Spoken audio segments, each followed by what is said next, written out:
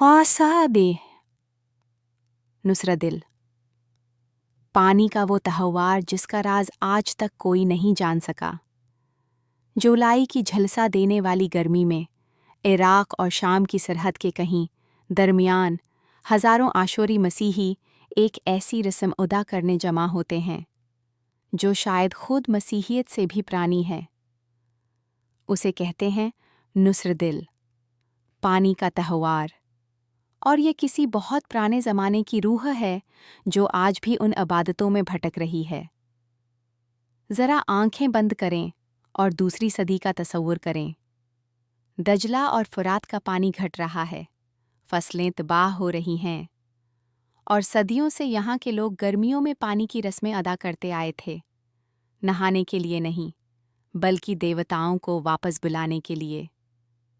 तमोज़, ज़रख़ेज़ी का देवता, हर गर्मी में पाताल में उतर जाता था और पानी की ये रस्में उसे वापस लाने के लिए अदा की जाती थीं।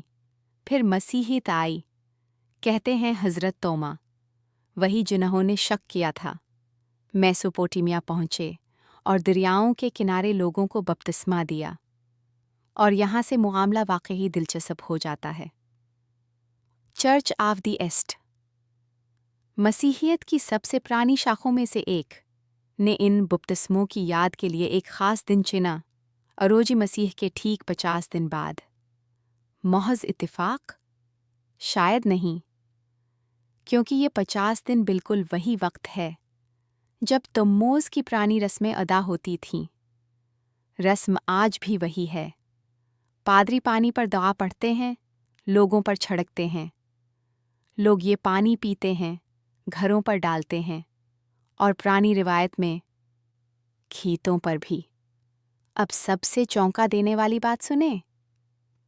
नुसरदिल की मुक़द्दस किताब हूद-रा में ऐसे अल्फाज मिलते हैं जो लगते हैं जैसे किसी ने हज़ारों साल पुरानी मेसोपोटामियाई दुआ को बस नया लिबास पहना दिया हो। पानियों को ज़िंदगी दो, गर्मी में लौटने वाला खुदा। चर्च कहता है ये मसीह के बपतिस्मे की बात है, लेकिन ये अल्फाज, ये कहीं और से आते लगते हैं, बहुत पहले से। और यही वो सवाल है जो मुअर्रिखों को आज तक चीन नहीं लेने देता। और क्या चर्च ऑफ द ईस्ट ने एक कदीम रस्म को मसीही रंग दे दिया, या उसे इतनी एहतियात से महफूज रखा कि अब कोई नहीं बता सकता कि पुरानी रस्म कहाँ ख़त्म होती है और मसीही इबादत कहाँ शुरू होती है? आप बताएं, क्या मज़हब पुरानी रिवायतों को वाकई बदल देता है, या बस उन्हें नया नाम देकर आगे बढ़ा देता है?